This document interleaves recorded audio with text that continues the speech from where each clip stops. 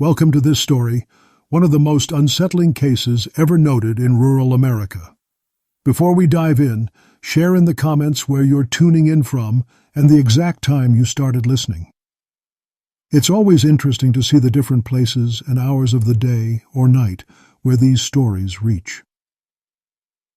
In the spring of 1890, the air around Milton's Ridge carried the smell of wet earth and pine sap. The rain had been steady for days, softening the soil and leaving wagon tracks sunk deep into the roads. The Merrick brothers, Jonathan and Elias, lived in a modest farmhouse that sat just beyond the last lamplight of town. Neighbors described them as quiet men, industrious, if distant. They tilled their land by day and kept to themselves by night. Few visited their property after sundown, and those who did claimed to hear shovels scraping long after the lamps were out. The Merrick land was old, inherited from their father, who had purchased it decades earlier at auction. Locals whispered that it once formed part of a forgotten cemetery, a claim neither brother denied nor confirmed. Broken markers could be seen if one dared to look over the fence, lichen-covered stones leaning in the weeds, names long faded by rain. Sheriff Amos Caldwell recalled visiting the Merrick home that spring, saying later in his report, "It felt colder near their yard than any place else in the county. Even the dogs avoided the fence line." Jonathan, tall and gaunt, had a calm voice that seemed measured with care. Elias, shorter, rarely spoke, but his eyes carried a glint that made people uneasy. Together they managed the land efficiently, selling produce in town but rarely socializing. What the townsfolk didn't see, or pretended not to, were the lanterns burning behind their house at ungodly hours, the faint rumble of wagons arriving after midnight, and the smell of turned soil even when no crops were seen. Until one night, the blacksmith's apprentice swore he saw them digging behind the barn under a crescent moon. He said he heard a sound like wood striking bone. When questioned, Jonathan told him they were expanding their root cellar. The boy nodded but never returned to that road again. The town's older residents remembered similar stories, digging sounds, low voices, and whispers about strange deliveries by horse cart. Such tales had been heard before in parts of England and America during the era of what scholars called resurrection men, those who unearthed bodies for money, a practice discussed often in medical history. See grave robbery on Wikipedia. Whether by coincidence or corruption, the Merrick brothers' names began appearing in rumors about missing corpses from nearby churchyards. Nothing was proven, but fear spread fast. A farmhand claimed he saw Elias speaking to a man in a dark coat at the edge of the property, exchanging what looked like money for a heavy sack. No one dared intervene. The town preferred its silence, and the brothers preferred it that way. By midsummer of 1890, unease had taken root in Milton's Ridge like a slow sickness. The air was thick with rumor, and the tavern at the crossroads buzzed with whispers. A traveling tanner reported seeing freshly dug mounds behind the Merrick property. He claimed one of them was large enough for a coffin. Sheriff Caldwell, troubled by the stories, rode out one evening to see for himself. He found Jonathan on the porch, whittling wood, and Elias stacking firewood behind the barn. Both greeted him politely, but something in their manner made the sheriff uneasy. Their clothes were clean, but smelled faintly of lime and damp soil. Caldwell noted this in his ledger and left, though he confessed later that he felt watched all the way back to town. A week later, a wagon overturned on the east road. Among the wreckage were several crates, one marked with the faint initials EM. Inside were bundles of linen, surgical tools, and a ledger with smeared ink. The driver had vanished, leaving no trace. The crate was brought to the sheriff's office, and within days the Merrick name reappeared in every corner of the county gossip. That same month, 2 graves at St. Alden's Church were found disturbed. The coffins had been pried open. The bodies were gone. Reverend Clark wrote to the authorities, "This is not theft of the living's gold, but of the dead's peace." It was a sentiment echoed by many, but acted on by few. The fear of confronting the Merricks outweighed any moral outrage. Those who remembered tales of the resurrection trade, body snatchers who sold cadavers to medical schools, saw familiar patterns. According to historical accounts of grave robbery, particularly those in the 19th century, such crimes were rarely prosecuted due to weak laws and public shame. See Grave Robbery, Wikipedia. Caldwell, aware of this, began collecting statements quietly. A washerwoman recalled seeing Elias returning from town before dawn, his trousers stained with reddish soil not found near the riverbank. A farmhand swore he heard a wagon's wheels creaking near the Merrick Gate at midnight. Another witness, a drunkard who slept near the mill, claimed to see a man carrying a human arm wrapped in burlap. The sheriff noted them all, yet each lacked evidence. The tension grew unbearable when an old gravedigger named Howard Briggs went missing. His shovel was found propped against the cemetery gate, but the man himself was never seen again. Some said he had left for work in the next county. Others whispered he had dug one grave too many for the Merrick's liking. At the edge of town, children began daring each other to run to the Merrick fence and touch the gate before sunset. None stayed long enough to hear the noises that came after, the dull scrape of metal, the hush of footsteps, and the faint rattle of coins. Autumn of 1890 arrived cold and damp, the kind of chill that clung to the bones. The Merrick property grew quieter, yet the sense of unease deepened. Sheriff Caldwell received an unsigned letter one October morning, its paper creased and stained with soil. It read, "They trade the peace of the dead for coin. Dig behind the barn at dawn." The handwriting was shaky, perhaps a local terrified of discovery. Caldwell took 2 deputies and rode to the Merrick farm before sunrise. They found the gate open, lanterns still burning in the barn, but the brothers were gone. Inside, the earth was soft and uneven, showing clear signs of recent digging. A wooden box lay half-buried near the corner. When uncovered, it revealed human bones wrapped in cloth and sealed with wax. Among the remains was a rusted ring engraved with the initials H.B. Howard Briggs. The sheriff's report, filed that day, listed the find as incontrovertible evidence of desecration.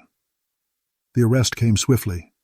Jonathan Merrick was found at the rail station with a valise of papers and a stack of envelopes bearing strange stamps, some marked Medical Supply Co. He claimed they were receipts for farm goods. Elias, however, was nowhere to be found. Locals later testified that they had seen him riding east at dawn, his wagon covered by tarps. The county jail took Jonathan into custody for questioning. He denied any knowledge of bones, claiming the land had been disturbed by hunters or scavengers. "I am no thief of graves," he told Caldwell. Yet when the sheriff confronted him with the box and the ring, Jonathan turned pale and asked for water. Records show he refused to speak after that night.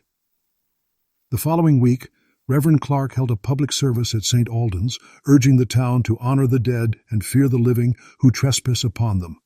Newspapers from neighboring counties caught wind of the scandal, calling to Merricks the graveyard schemers. The phrase stuck. Columns described a quiet farm where profit was measured in bones. Their story echoed infamous resurrectionist cases recorded across Britain and America in the same century, as noted in historical references to grave robbery and body snatching. Scholars would later cite Milton's Ridge as a grim American parallel to those events. Witnesses recalled the night before Jonathan's arrest. A peddler passing through town said he saw 2 figures arguing near the barn, voices low, then a sharp silence. One man handed the other something wrapped in cloth, he said, and after that, the smaller one left through the fog. Many believed that was Elias's last moment on the property. When authorities finally searched the house, they found ledgers listing names, dates, and payments. One entry read only, "Briggs, 15, settled." Another said, "St. Alden's lot, $10. It was enough to ensure Jonathan's indictment, though not enough to find the brother who had fled into the mist. Jonathan Merrick's trial began in early 1891, under gray skies and heavy rain that turned the courthouse steps into slick mud. The townsfolk crowded in, their curiosity mixing uneasily with dread. The prosecution presented the ledger as the core of their evidence, a small, dirt-stained book tied with frayed twine. Each page listed transactions marked with initials, dates, and amounts. The coroner, Dr. Harold Emerson, testified that the bones found on the Merrick property matched at least 2 known burials from St. Alden's Church. He spoke in quiet tones, professional but shaken. The remains showed signs of tampering, he said, cut cleanly in ways no wild animal could manage. The defense argued madness, claiming Jonathan was coerced by his missing brother Elias, whose influence was malignant and persuasive. Witnesses described Elias as the mastermind, clever, manipulative, capable of calm deceit. No one could disprove it. Rumors spread that Elias had arranged private buyers for medical studies, a trade not uncommon in the 19th century, as mentioned in historical reports of body snatching across the United States and Europe. See Grave Robbery, Wikipedia. Town records from that winter mention strange disturbances at the jail. Guards reported Jonathan speaking in his sleep, mumbling about the cellar and the ones not yet paid for. One entry, signed by Sheriff Caldwell himself, states, "Inmate refuses confession, requests shovel and prayer." His behavior grew erratic, scratching patterns into the cell wall, counting invisible coins, humming what witnesses called a funeral hymn. When asked about Elias, he only whispered, "He'll bring them back whole." The jury found Jonathan guilty of grave disturbance and unlawful possession of remains. He was spared the gallows, but sentenced to 10 years of labor in the county penitentiary. The public reaction was divided. Some demanded harsher punishment. Others pitied him, calling him a man cursed by his brother's ambition. Meanwhile, rumors placed Elias in Missouri, Kentucky, even as far as Kansas City, trading under false names.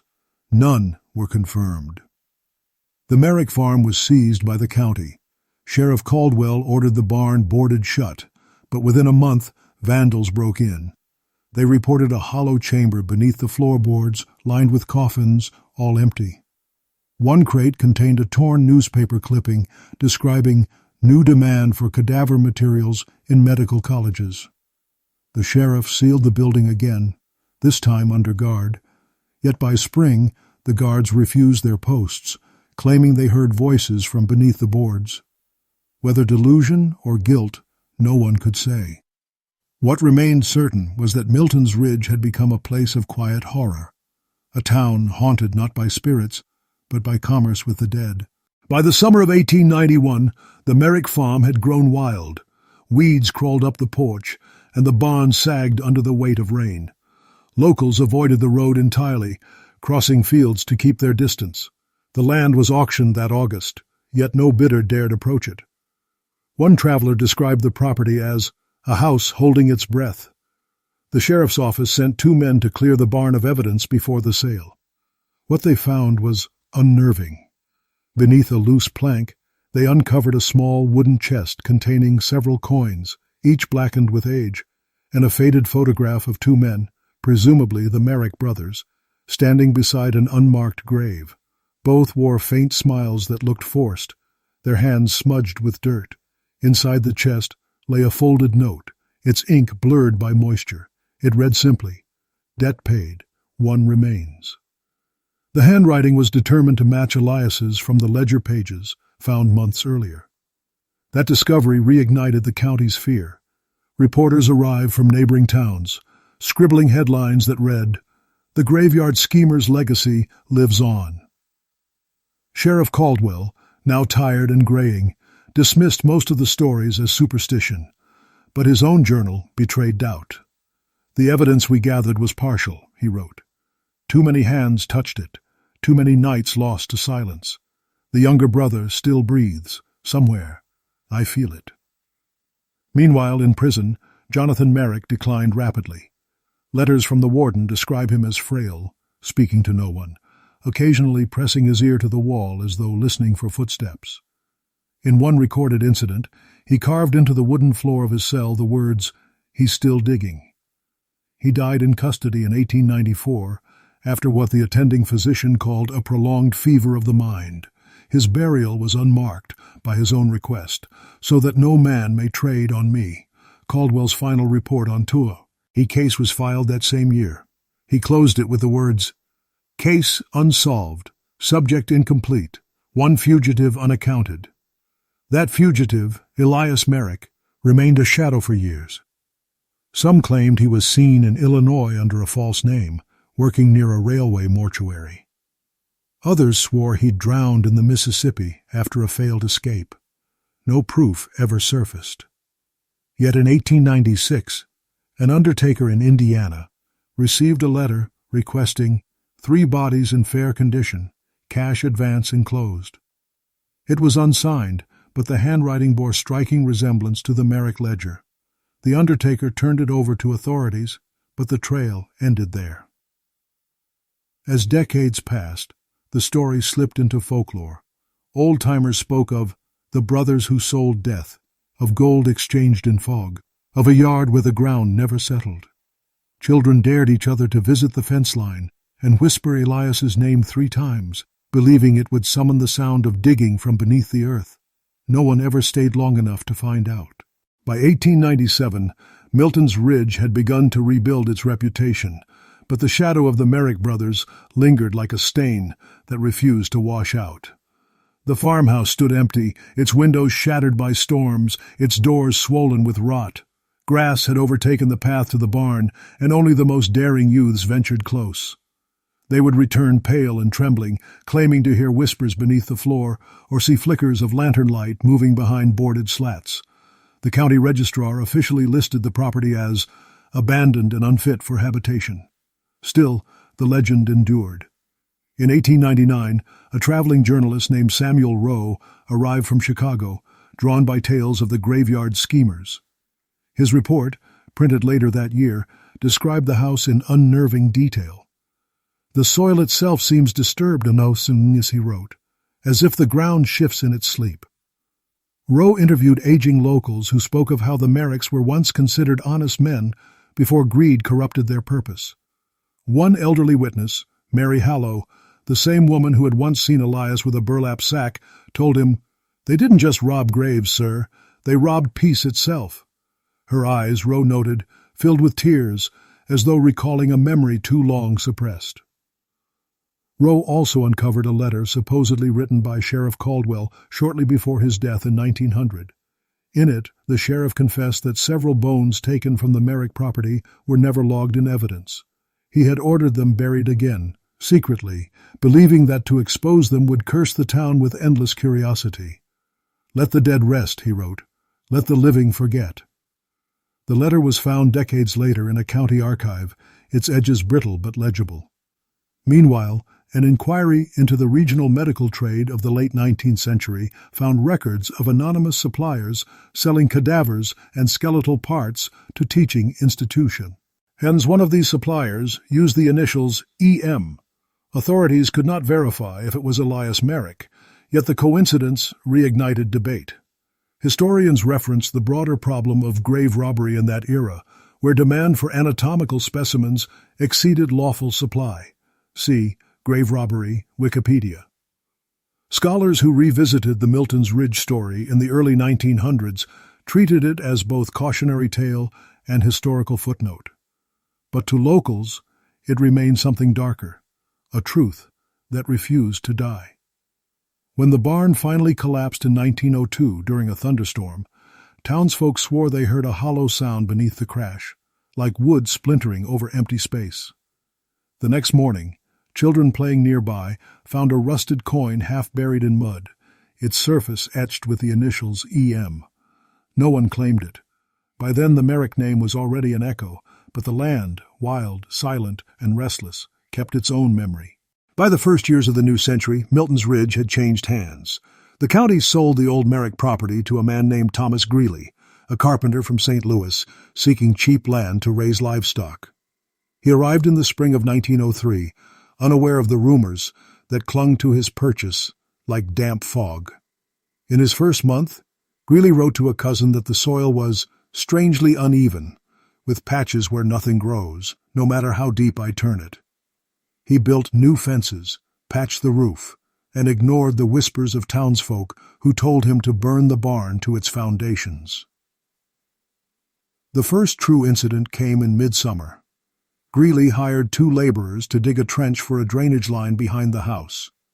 Within an hour, One of them unearthed a small wooden box sealed with wax and stamped with the initials J.M. Inside were old coins, a tarnished locket, and a strip of yellowed paper bearing the words, "Keep it quiet." Both men refused to continue digging and left before dusk. Greeley, unsettled but practical, reburied the box and told no one. But that night he heard what he described as measured thuds, like shovels striking wet clay. The sound came from behind the barn. When he went out with a lantern, the noise stopped. He found only footprints, bare, large, and leading toward the tree line. The next week, Greeley's livestock began to vanish. First a calf, then 2 chickens, then a horse.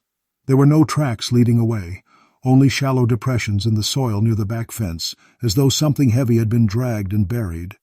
Fearing theft, he reported it to the local constable, who searched the grounds but found nothing amiss. The constable's log noted the man's fear, describing him as convinced the place breathes when the wind shifts. That entry, dated August 9, 1903, is the last known official record tied to the property. For the next few years, the Merrick farm returned to silence. Visitors claimed the ground around the barn grew soft after rain, as if hollow beneath.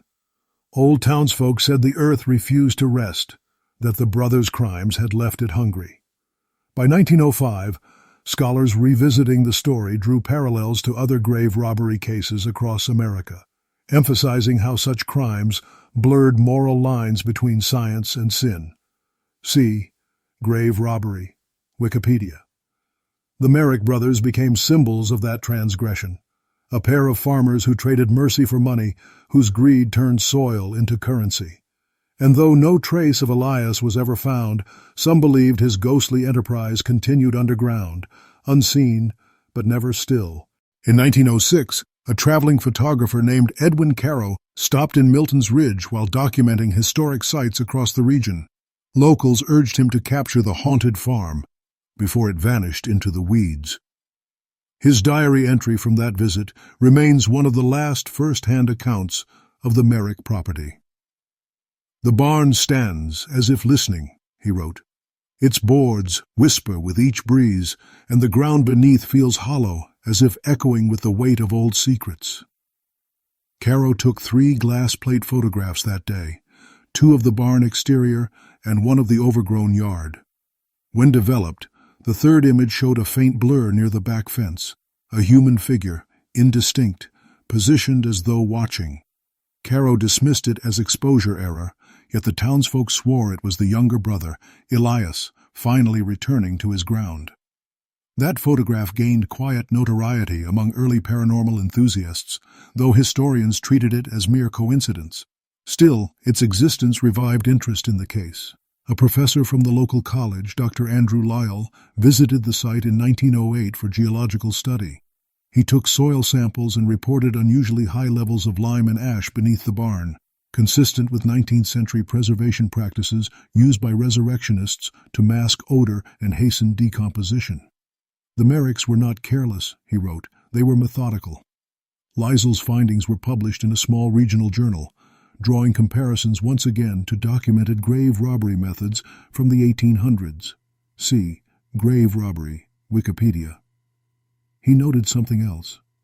Beneath one corner of the collapsed barn, his students discovered a series of wooden stakes forming a rough rectangle. When lifted, the earth within had settled unevenly, as if a space once occupied had caved in. Lyell ordered the area filled and marked, but that evening the stakes were found get into a different shape. None of his students admitted touching them.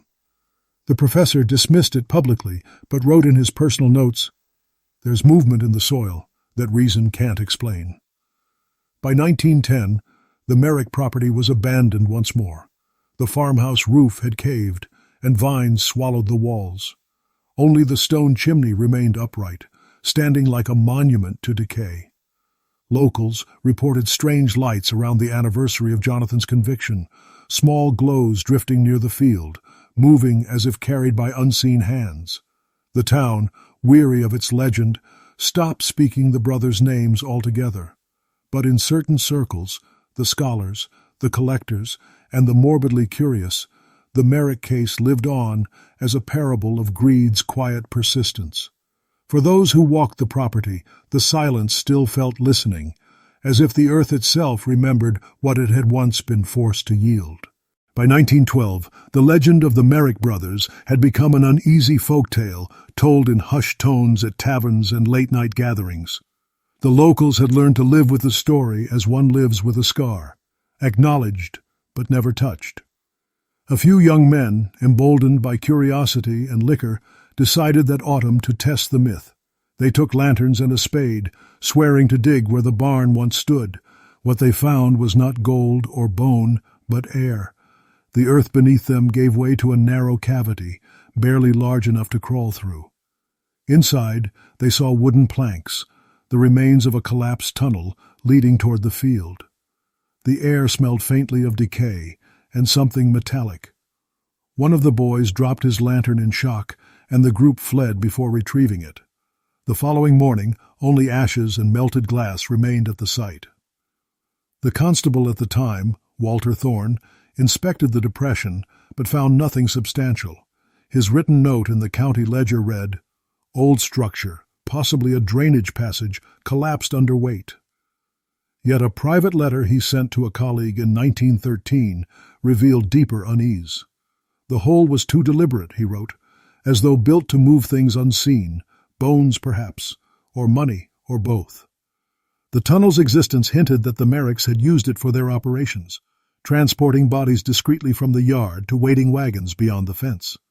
That same year, an anonymous parcel arrived at the county clerk's office. Inside was a pocket watch engraved with the initials E.M. and a single silver coin tarnished black. No message accompanied it. The clerk logged it and placed it with the other artifacts tied to the case. But weeks later the watch disappeared from storage. The janitor claimed to hear ticking in the vault after dark, though no watch remained within.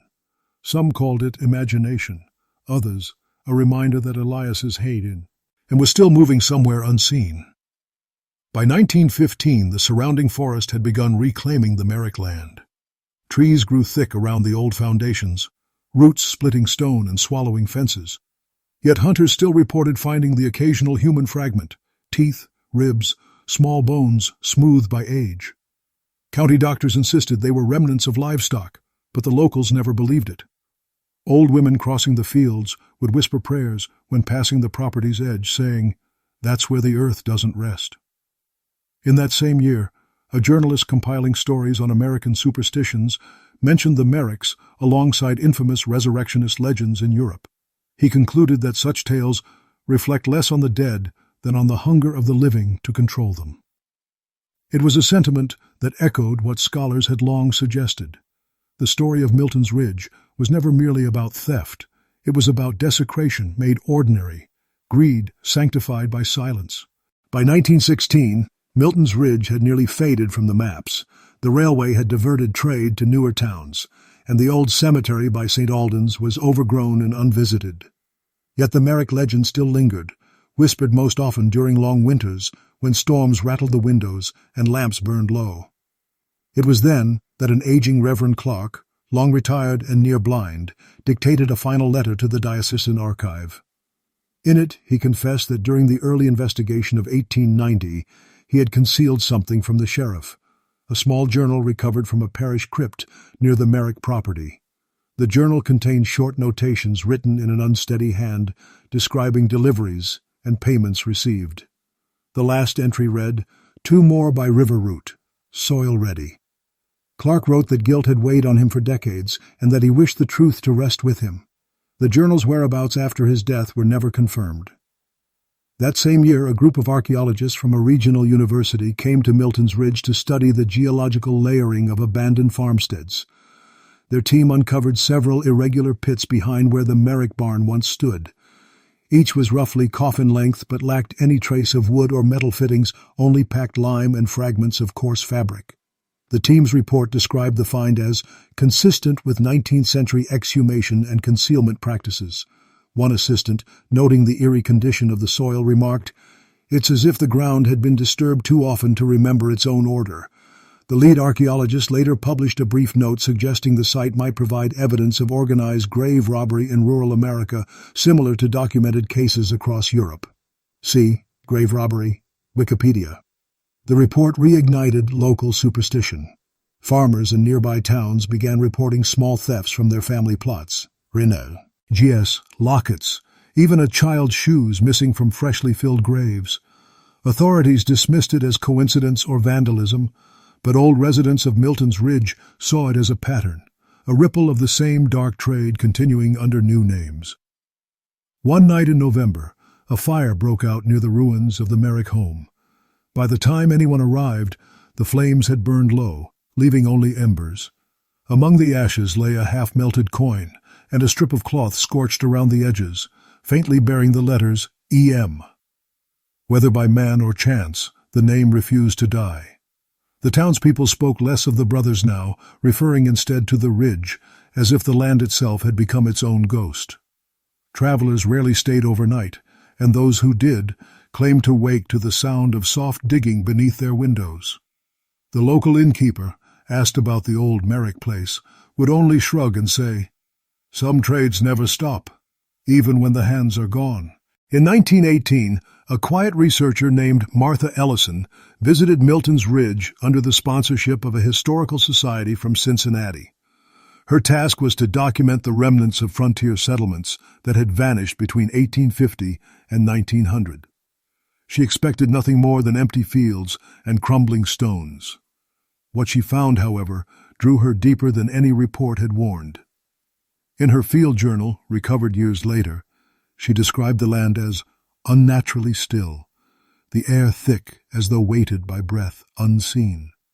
She noted that the soil behind the old Merrick barn was softer than the rest and marked by faint depressions, aligned as if measured by deliberate hand. On her third night at the property, she camped near the collapsed chimney, setting a lantern beside her notebook. In her entry, she wrote of hearing footsteps pacing around her tent, slow and rhythmic, stopping just beyond the fabric wall. She called out twice, no reply. When she stepped outside, there was nothing but fog rolling low to the ground, yet her lantern flame bent sharply sideways as if caught by passing motion. In the morning she found fresh prints, bare, wide, and leading to a spot where the earth had caved slightly inward. She sketched them before leaving the site. Those drawings remain archived with her notes, marked simply E.M. Ellison's later correspondence with her colleagues reveals that she believed the Merrick case symbolized more than crime. It was a reflection of an era when desperation blurred moral lines. She compared it to other documented cases of body snatching across the 19th century, citing the grave robbery reference as context for her theory. See Grave Robbery, Wikipedia. The Merricks, she wrote, were not monsters, but men born into a time that profited from silence. When law, medicine, and hunger converged, something human always gave way. Her letters were published posthumo. Mostly in 1920, bringing the story back into public view after decades of dormancy. Newspapers reprinted excerpts under headlines like "Scholar Revisits the Graveyard Schemers" and "The Digging Never Stopped." With renewed attention came a fresh wave of folklore. Some claimed the ghosts of the brothers were bound to their trade, appearing whenever the soil of Milton's Ridge was disturbed. Others believed Elias still lived, moving from town to town under different names, selling what he once stole. A few even swore that Jonathan's unmarked grave had shifted location between storms. No proof surfaced, but belief required none. The land itself bore the only testimony. Travelers in those years wrote of faint glimmers seen through the trees, lights moving as if carried by hands that should have long been still. They came without sound, drifting over ground too soft to hold their weight, and vanished the moment anyone approached. By 1921, Milton's Ridge had become more myth than map, a place spoken of with equal parts disbelief and fascination. The last family to live within a mile of the Merrick property, an aging couple named Porter, abandoned their farmhouse that spring, leaving behind all their possessions. In a letter to a cousin, Mrs. Porter wrote, "The nights are not right here. The ground shifts. We hear men talking when no one stands near." The letter was found years later in a trunk at an estate sale. the ink blurred by damp, the handwriting hurried as if written between heartbeats.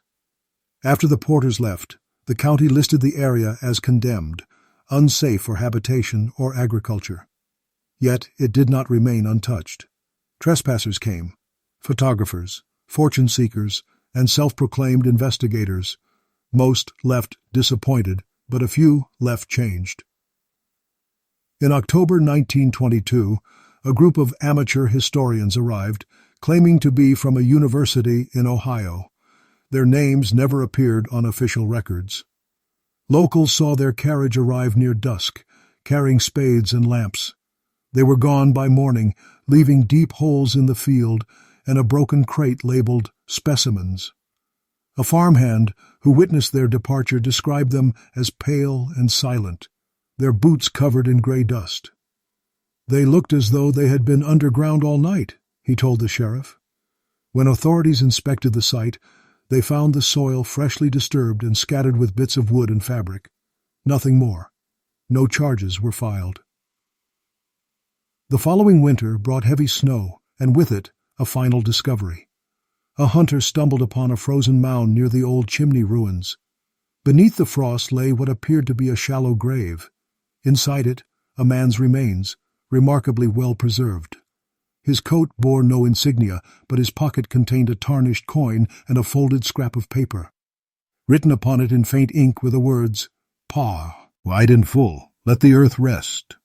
The coroner's report described the corpse as middle-aged, approximate death between 1895 and 1905, but the face was too decayed to identify. Rumor claimed it was Elias Merrick, finally returned to the soil he had once sold, though no evidence proved it. The discovery reignited debate among historians and local clergy. Some argued that the body marked the end of the Merrick curse.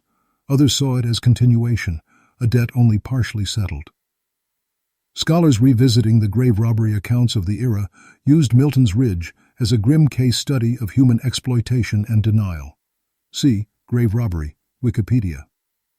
By 1923, the property was officially declared unfit for excavation.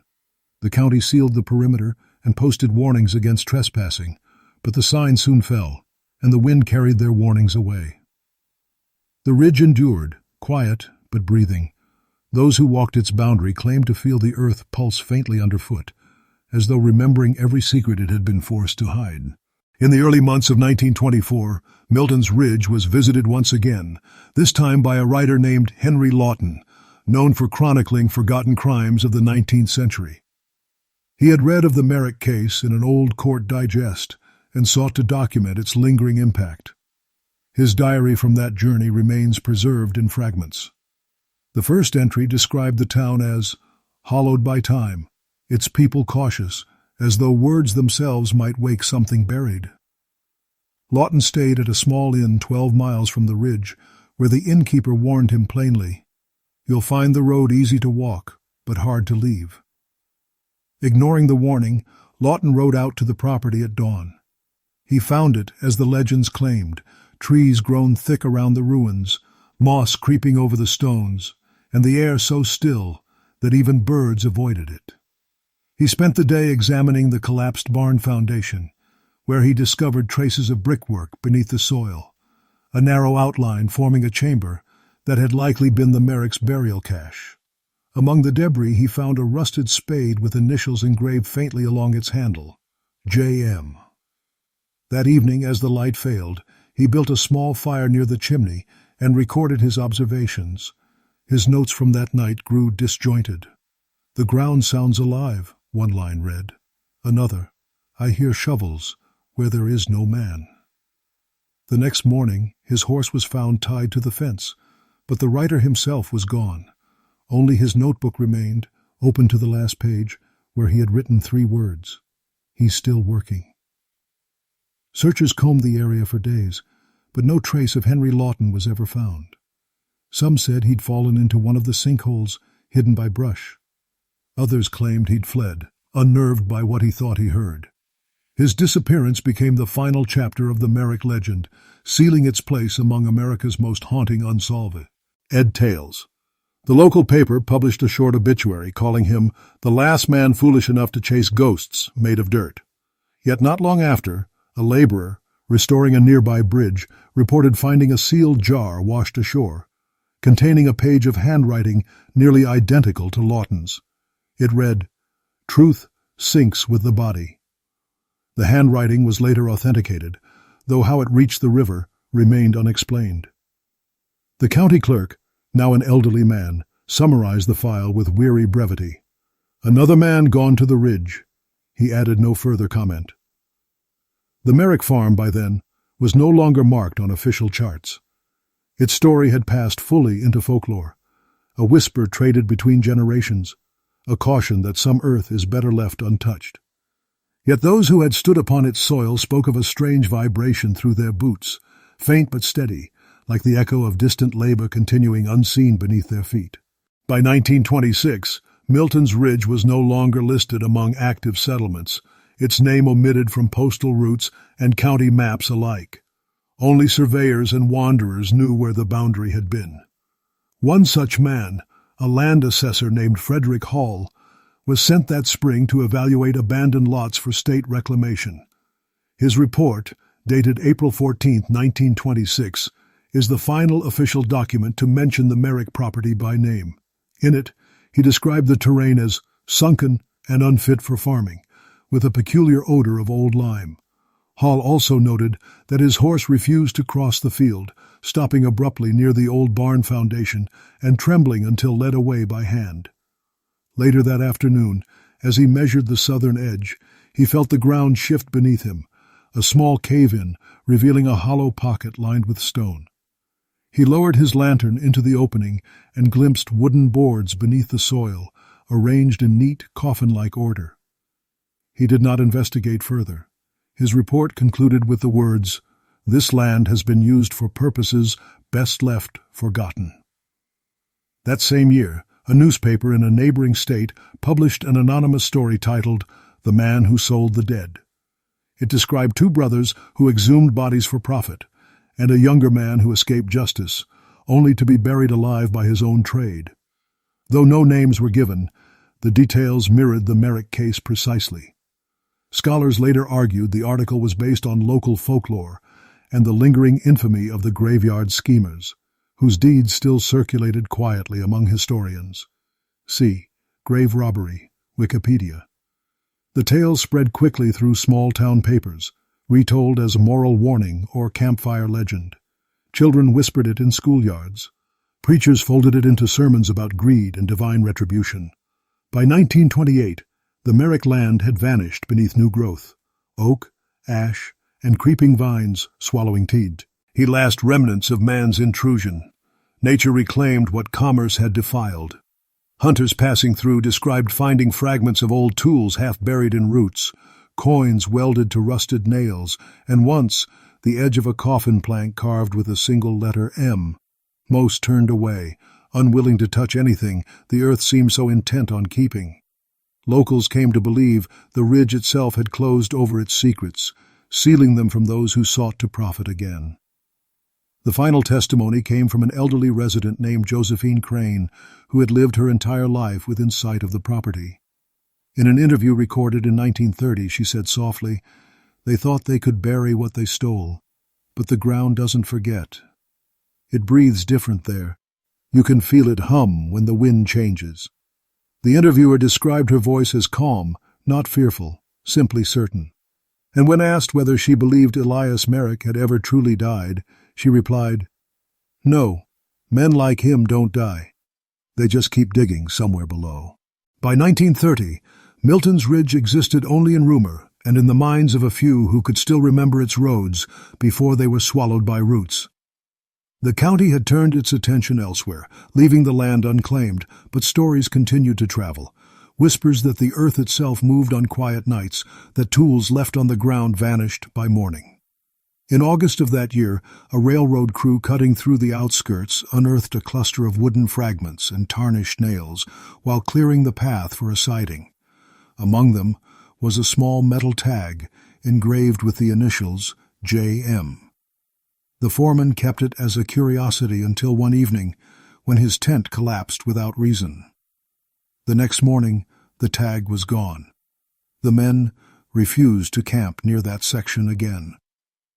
News of the discovery brought one final investigator, Dr. Harlan Wicks, a historian of American folklore who had studied grave robbery as both moral failing and cultural phenomenon. His notes, later found among university archives, spoke of the Merrick case as a wound reopened by memory rather than evidence. He visited Milton's Ridge that September, carrying only a notebook and a compass. What he found was an unrecognizable thicket of trees, the remnants of the barn now reduced to splinters, half buried in moss. He wrote of hearing faint knocks in the distance. Too regular for woodpeckers, too deep for tools. He stayed one night in a tent, pitched near the chimney stones. The next day, his compass needle refused to hold north, spinning slowly, even in still air. Wicks returned home and never wrote again on the subject. His widow later sold his field notes to a collector, who noticed one final scribble in the margin. They're underneath, still waiting for the trade. By 1932, the last of the old records from the Milton's Ridge investigation had decayed beyond restoration. Fire in the courthouse basement destroyed me. Lost evidence, ledgers, depositions, even Sheriff Caldwell's journals.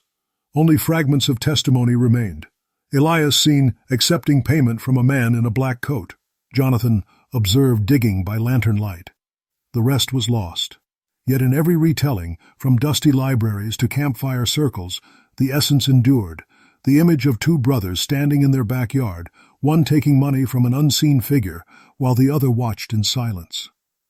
The land, untended and nameless, became its own witness.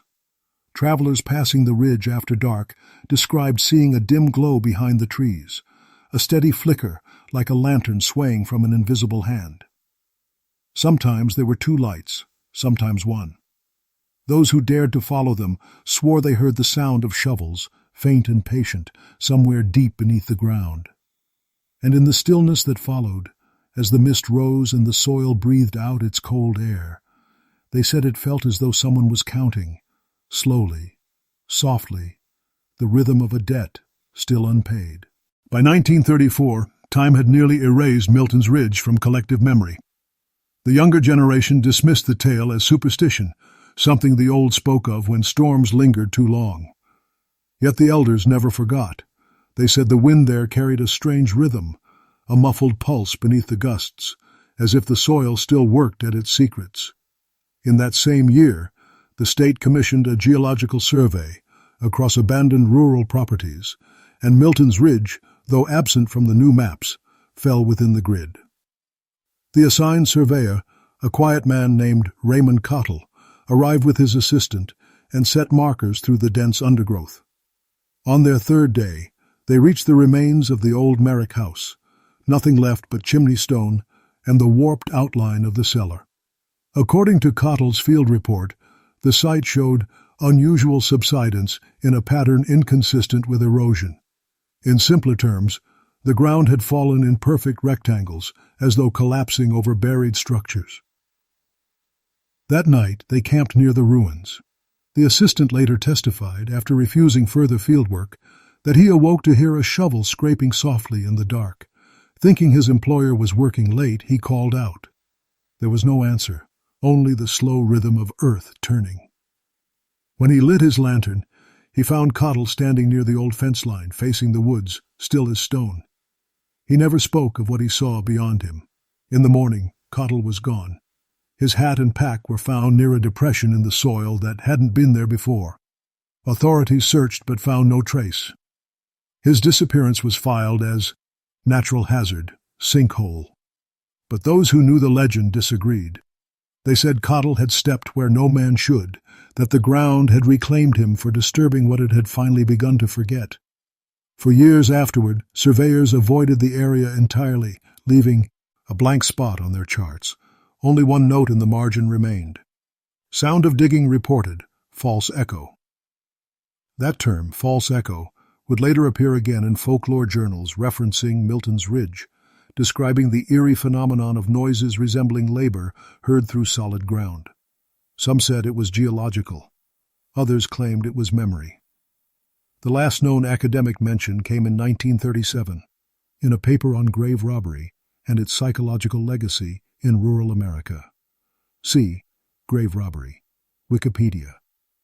The author, a historian named Lydia Graves, wrote that Milton's Ridge serves as a metaphor for humanity's uneasy truce with death, where greed once tilled the soil, conscience refuses to grow. Her conclusion ended with a line still quoted by folklorists today. In that forgotten corner of America, the living no longer bury the dead bury the living in memory. By the decade's end, the ridge had fallen completely silent. No travelers marked its trails, no maps named its hills. Only the wind and the restless soil kept time, working quietly in the dark, as though finishing what the brothers began. By 1939, nature had erased all visible trace of the Merrick homestead. Only the warped stones of the old chimney jutted from the ground like teeth, half buried in moss. The ridge was overgrown, the path to it lost beneath decades of leaf fall. Those who wandered too close said the silence there was unnatural. It swallowed sound rather than carried it. That summer, a group of local boys hiking through the woods stumbled upon what looked like the outline of a shallow pit. Inside were fragments of glass, rusted nails, and the faint curve of a bone, yellowed and brittle with age. Frightened, they fled back to town and told the constable, who dismissed it as animal remains. But one boy, years later, swore the bone had been shaped like a human hand. He said he saw a coin lying beside it, shining faintly even in the shade. The story spread, stirring the old fear once more. A local newspaper ran a brief piece titled Whispers from Milton's Ridge, recalling the Merrick brothers' crimes and the endless rumors of digging heard under moonlight. The editor, a practical man, added that the tale belonged to another century and another kind of hunger. Yet even he admitted to hearing strange echoes when visiting the woods alone. It's as if the ground remembers its trespassers, he wrote, and warns those who listen too closely. Later that year, a rare drought exposed new ground near the ridge. Cracks opened in the soil, revealing slivers of old timber beneath. Archaeologists proposed an excavation but were denied funding. Too remote, too little value. Instead, locals gathered quietly at the edge, peering into the fissures that seemed to breathe with heat. Some swore they heard the faint clink of coins rising from below, as if payment were still being exchanged. One farmer who lived nearby claimed he saw a man's silhouette kneeling at the hole, his hands moving rhythmically as though sing dirt from one world to another. When he called out, the figure turned and vanished into the mist. The final reference to Milton's Ridge in official records came in a 1940 weather report describing localized tremors near the abandoned site. No cause was found. The scientist who wrote it noted, "Soil movement continues at shallow depth, cause indeterminate, may be linked to subsurface voids." The phrase subsurface voids became a quiet echo of its own, repeated by those who remembered the story, by those who suspected the ridge was not simply land, but ledger, a place still balancing its accounts. And so it remained, a scar upon the countryside, its name spoken rarely but always with weight, a warning carried forward in whispers. The ground at Milton's Ridge does not forget, and those who listen long enough might still hear the sound of shovels where there are no men left to dig. By the spring of 1940, Milton's Ridge had passed entirely into myth. Maps no longer marked it, travelers no longer sought it, and the last living witnesses to its darkness had grown too old to speak. Yet the legend endured quietly in the soil itself, a story that refused to decay. On calm nights, farmers from neighboring towns claimed to see a faint glow along the horizon, like lanterns flickering through the trees where no paths remained. They called it the Ridge Light, though none dared follow it. Those who did never found a source, only silence, soft and heavy, settling over the land like a blanket that smothered sound. In July of that year, a small team of civil engineers surveyed the region for potential railway expansion. Their journals describe a single anomaly, a depression of ground forming a perfect oval, as if the earth had exhaled. Beneath it, their instruments registered hollow resonance, but the team leader ordered no further probing, writing only, "Let the void remain." They left the site by dusk, uneasy and wordless, the air behind them trembling faintly, as though the soil had sighed. It would be the last human note tied to that land in any record. Over the years that followed, the forest reclaimed the ridge entirely. Trees grew thick where fences once stood, roots wrapped around the stones of the old chimney. Birds returned, though they sang softly, as if afraid to echo too loudly. Hunters spoke of hearing low metallic sounds deep underground, rhythmic and patient, the slow, eternal cadence of work unfinished. Some said it was merely groundwater shifting through ancient tunnels, others that it was something older, bound by the greed of men who once mistook the dead for profit. See Grave Robbery, Wikipedia.